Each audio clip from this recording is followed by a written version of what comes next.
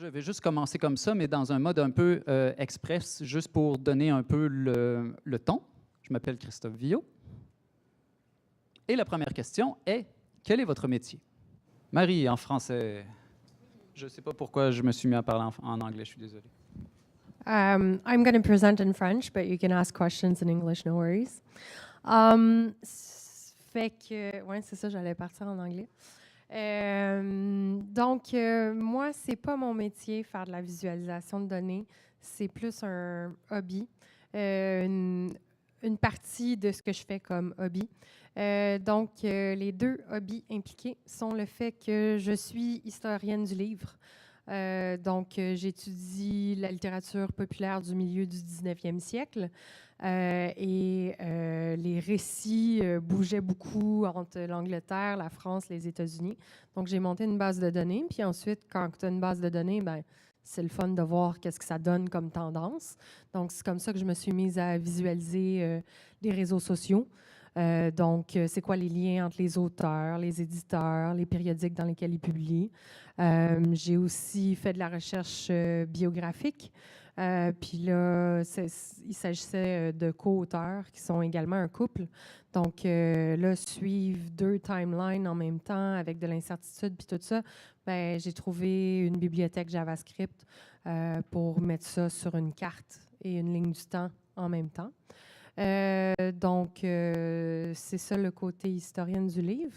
J'ai mis ensuite aspirante analyse de données parce que ça a plus de chances de devenir un métier que historien du livre. Combien de gens avaient déjà entendu parler de l'histoire du livre? C'est ça.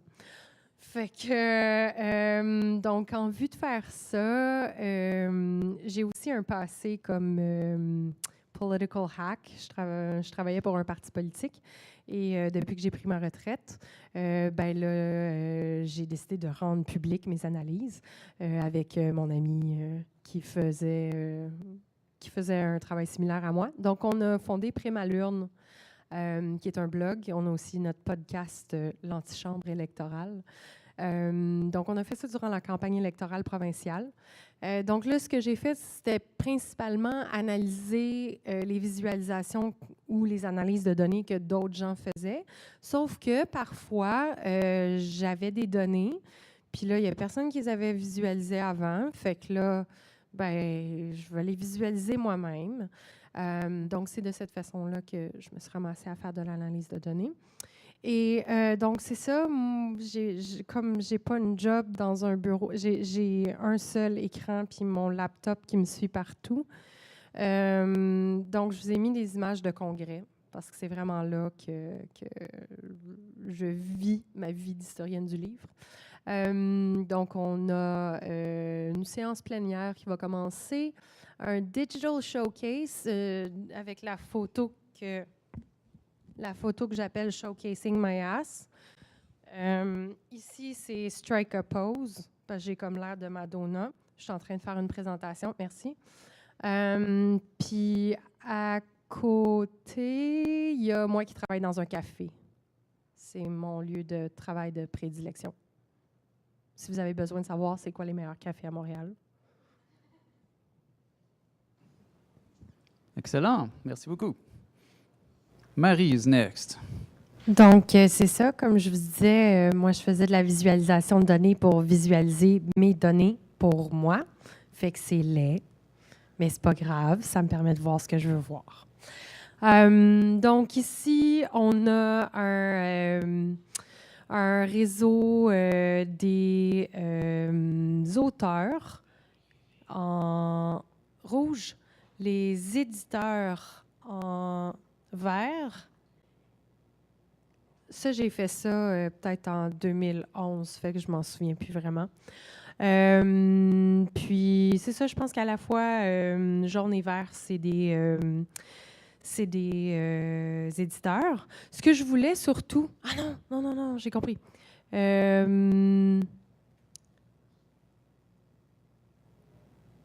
En tout cas, c'est pas grave. Moi, ce que je voulais surtout, c'était voir est-ce que tout le monde était connecté ou est-ce que j'ai des gens un peu tout seuls ici? Qu'est-ce que je devrais faire comme recherche pour essayer de comprendre c'est qui ces gens-là? Si je réussis à les connecter aux autres, je pars avec la prémisse que c'était un petit marché, que tout le monde se connaissait, que tout le monde était rival, qui avaient leur propre réseau, tout ça. Donc, il ne devrait pas y avoir des gens complètement tout seuls. Ou s'ils sont complètement tout seuls, c'est probablement qu'ils ont essayé de faire quelque chose puis ça n'a pas fonctionné ensuite. Donc ça, je pense qu'il y a un seul exemplaire dans tout le monde qui reste de ce périodique-là. Bref, il n'a pas très bien fonctionné. Puis, à force de voir des gens un peu périphériques, je pouvais faire des recherches supplémentaires puis me rendre compte que finalement, il y avait des liens avec les autres que je pouvais ajouter toujours à ma base de données. Donc ça, c'est généré dans Payek, P-A-J-E-K. À partir de ma base de données, il fallait que je passe par un script PHP que j'avais écrit parce que Payek a sa propre grammaire. Donc, c'est ça. Je passais ma base de données MySQL dans mon script PHP pour me produire le fichier que Payek allait lire pour produire ça. Puis ici, c'est quand je vous parlais des recherches biographiques sur un couple qui était également des auteurs. Ils ont écrit Les mystères de l'Inquisition, si jamais ça vous intéresse. J'ai fait une édition électronique qui est disponible sur mon site web, si vous voulez lire la version française et 2 versions anglaises à côté. Puis c'est ça, c'était une œuvre anonyme. Donc, ça m'a pris énormément de temps avant de trouver qui était V de Ferréal, c'est Victorine Supervic. Puis là, c'est ça, à force de trouver des morceaux d'informations complètement éparpillés, fallait que je réunisse ça en quelque part. Puis, c'est ça, j'ai trouvé une bibliothèque JavaScript qui me permettait d'utiliser une simple Google Spreadsheet pour mettre chaque événement. Mes événements pouvaient être soit un seul point ou une période de temps. Puis, chaque événement était géolocalisé. Donc là, quand on promène le curseur ici, ben les différents événements qui apparaissent à l'intérieur de cette période-là apparaissent sur la carte. Donc, on voit comment est-ce qu'ils ont bougé à travers l'Europe. Donc, c'est ça. Encore une fois, c'est pour organiser mes données à moi puis voir des choses dans mes données à moi. Puis, si j'étais pour publier ça, ben, je parlerais à un designer entre vous. Prochaine slide.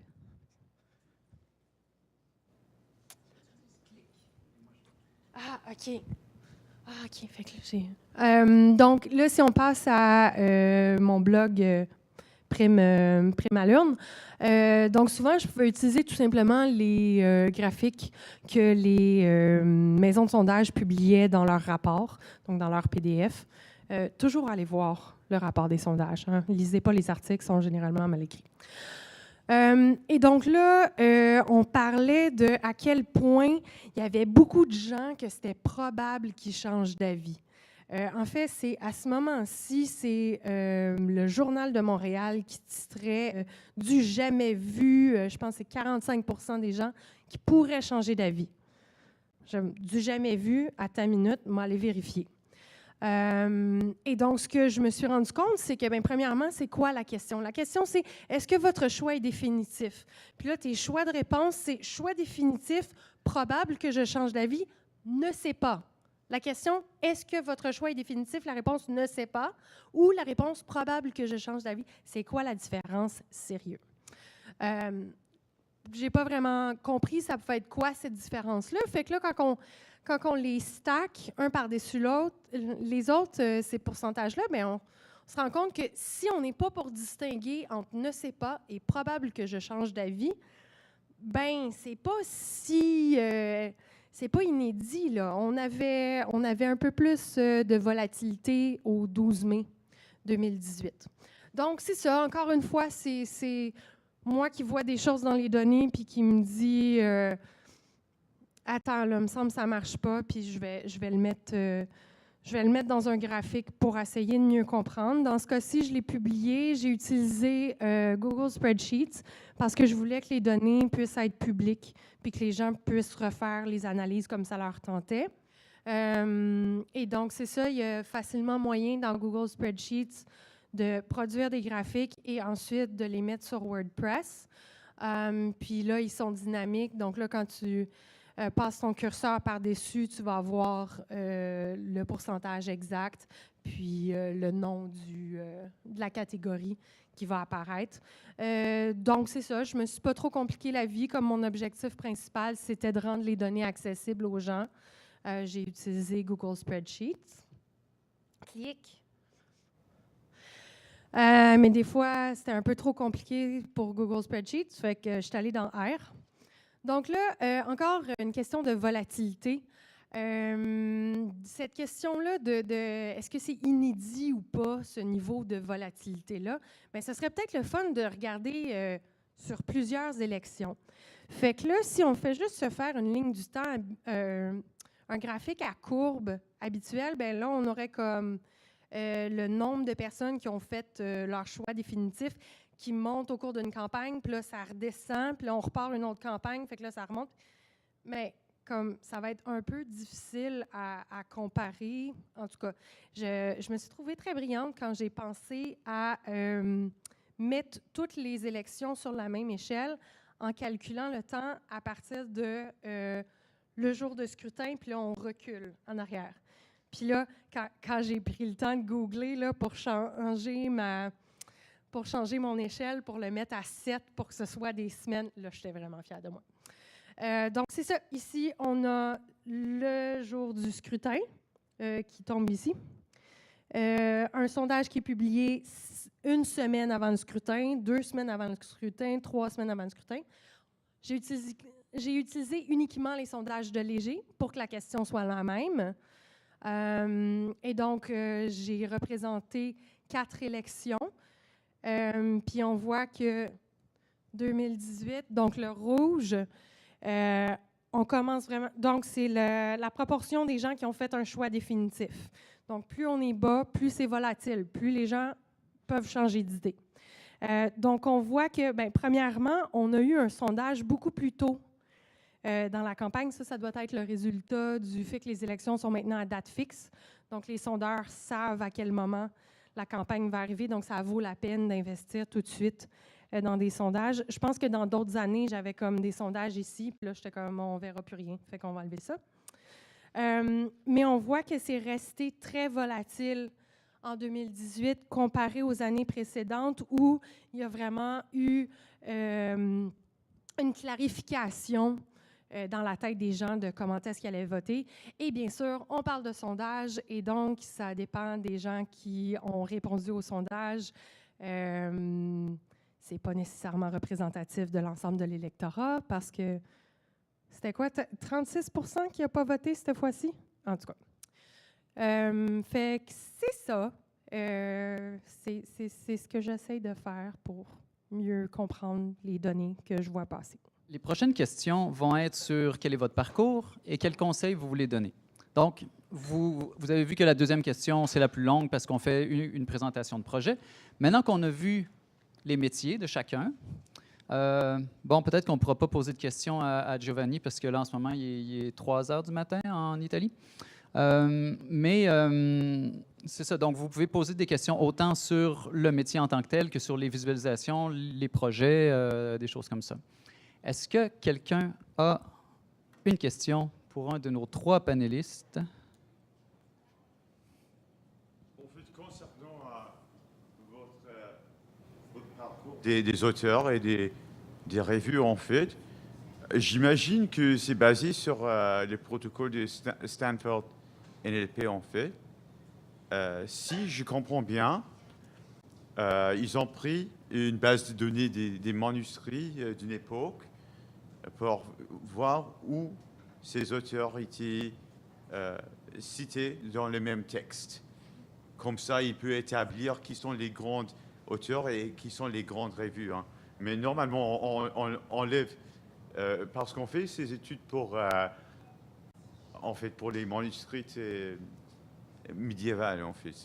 C'est plus intéressant parce qu'on a tous les représentants des ordres religieux et il faut connaître qui sont les plus grands. Donc, j'imagine qu'ils font ceci, mais il y a plusieurs outils pour déchiffrer ces... évidemment, il y a quelques-uns qui sont plus utiles pour les académiciens et il y a quelques-uns qui sont en fait plus puissants pour les informaticiens. Est-ce qu'il y a une que vous préférez et lesquels avez-vous utilisé pour les données que vous avez représentées sur votre diapo? Donc, moi, j'ai pas mal juste essayé Payek. Ce qui s'est passé, c'est qu'en 2012, je suis allée au colloque international European Society for Social Science History. Et donc, j'ai vu quelqu'un qui faisait de la généalogie, beaucoup de calculs je pense que c'était des familles royales ou quelque chose comme ça. Puis là, c'était la première fois que je voyais une visualisation comme ça. Puis là, je suis allée le voir, puis j'ai demandé qu'est-ce que tu as utilisé pour faire ça. Il m'a parlé de Payek. Et donc, c'est comme ça que j'ai commencé à utiliser Payek. Je sais que les gens utilisent maintenant beaucoup Gephi pour représenter les réseaux sociaux. Ma co-auteure, dans un article qui va paraître sous peu, a utilisé Gephi pour faire le même genre de graphique. Comme moi, je n'ai pas eu à publier ça, je ne suis pas retournée voir est-ce que je devrais rendre mon Payek plus beau? Est-ce que je devrais changer de logiciel pour que ce soit automatiquement plus beau? Qu'est-ce que je perds en changeant? Parce que quand j'en ai parlé à des gens qui faisaient de l'analyse de réseau, ils disaient que Payek était beaucoup plus puissant pour faire des calculs. Donc, c'est ça. La façon que je fonctionne, c'est vraiment, j'établis c'est quoi mon besoin, je trouve la façon la plus simple à ce moment-là de répondre à mon besoin. Puis, si mon besoin change, bien, je vais réévaluer ma décision. Puis, je vais tenir compte de, tu sais, à quel point les choses sont scalable, puis à quel point j'ai besoin qu'elles le soient. Mais c'est ça, j'essaye pas d'utiliser le meilleur logiciel ou quoi que ce soit. J'essaie juste qu'il y ait quelque chose qui apparaisse que je sois en mesure de comprendre pour m'amener à poser d'autres questions. Parce que ce qu'il faut comprendre, c'est que contrairement à maths, so you put in figures into your grant proposals. On ne fait pas ça en littérature. Fait que c'est pour ça que je ne perds pas énormément de temps avec mes visualisations. Parce que de toute façon, les gens, ils voient ça et sont comme... Donc, moi, c'est juste une façon de trouver des nouvelles questions à poser. D'accord. J'imagine qu'en ce moment, les technologues favorisent toujours Gephi, j'imagine. Ah oui? OK. Merci. Parfait. Autre question? Une question là-bas. Okay, quick question. So I've found recently that, I guess, back-end influences front-end. And more what I mean is that data collection really influences how you can visualize and what's possible. Mm-hmm. And then what I've discovered by doing some of this stuff is that while visualizing things, you get a better understanding of how things are related, maybe how to better collect data, maybe what to do from then on in, right? So the question for you guys is, in your companies personally or in the companies that you worked for before, do you think there's a bit of a problem with how information flows back from the front end to the back end? And should I re-clarify what I'm asking? It's super easy for me. I'm front end and back end, so I can speak to myself quite well. Tu sais, au début, je vous avais dit aspirante, analyse de données. C'est ça, moi, c'est pas ma job. Moi, mon parcours, je suis passée par le cégep en sciences de la nature. Donc ça a été important quand même parce que j'ai fait plus de maths que la moyenne des gens en lettres et sciences humaines. Puis ça a fait aussi que ça m'a introduit à la programmation. J'avais déjà... En fait, si on commence vraiment du début, là, quand j'avais 14 ans, mon père était écœuré de me voir passer l'été assis sur mon cul sur le divan.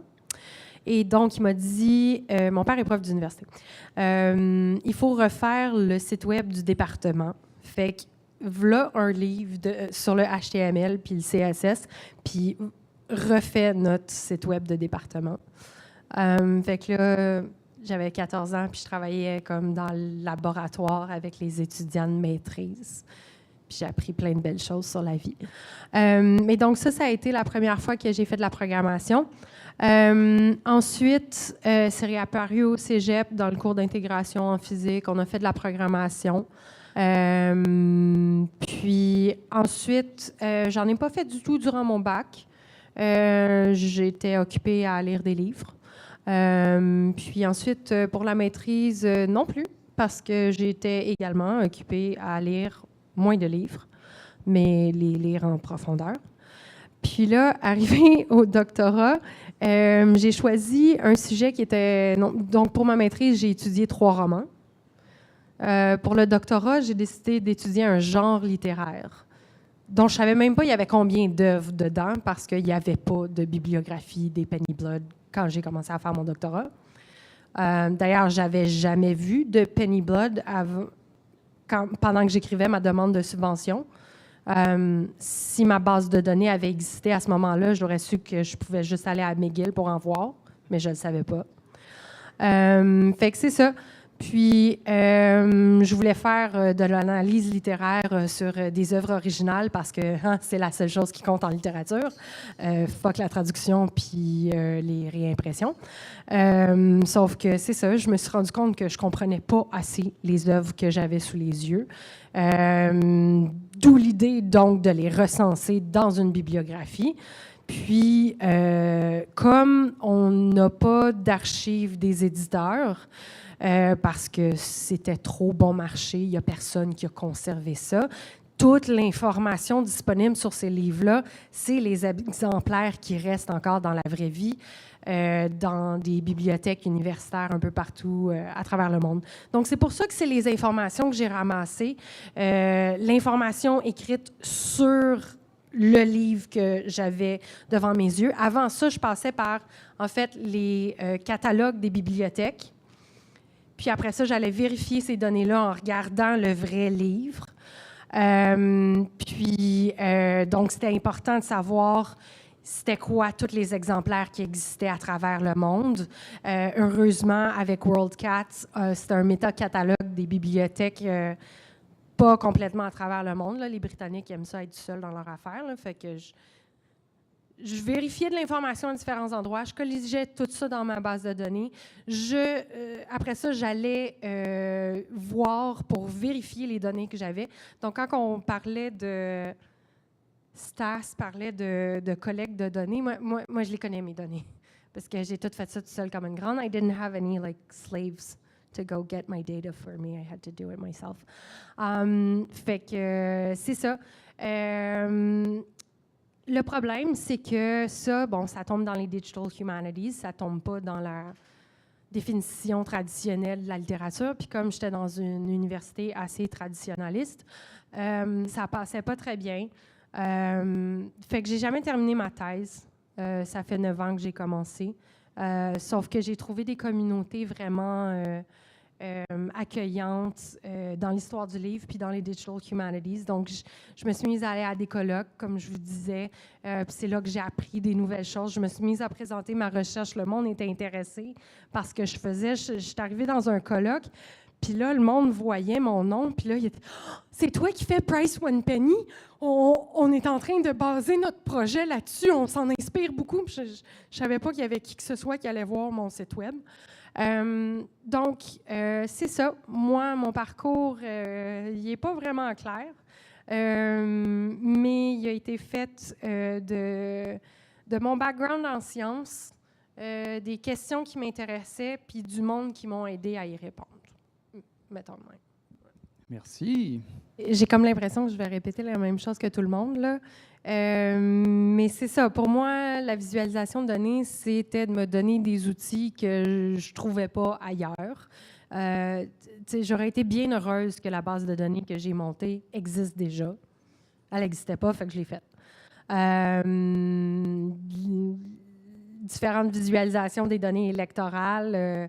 Comme par exemple, en fait, je n'ai pas parlé de ça, mais dans mon passé aussi, quand je travaillais pour les partis politiques, j'ai fait la visualisation des résultats électoraux, quelque chose que Nicolas faisait avant moi et j'ai grandement admiré son travail. Puis c'est ça, puis c'était pour répondre à des questions précises pour un parti politique. Donc, celles que maintenant le Devoir a fait, puis je me souviens plus c'est qui d'autre qui les a faites, c'est pas si utile que ça pour un parti parce qu'on a des questions plus précises, on veut plus de cartes différentes pour voir plus de choses différentes. Donc, c'est ça. Commencez par chercher si ça existe déjà, là, c'est un peu chiant réinventer la roue tout le temps. Mais si ça n'existe pas, ben trouvez un projet similaire, puis demandez-vous comment est-ce que je peux changer ça pour que ça soit équivalent à ce que moi je veux faire. Puis c'est ça. Apprenez sur le tas comme ça. Puis l'autre point, c'est que moi, j'ai trouvé ça vraiment utile de faire de la collecte de données jusqu'à la visualisation. Ça permet de vraiment bien comprendre ce que tu as entre les mains, puis de faire des analyses dont tu peux être plus confiant par la suite.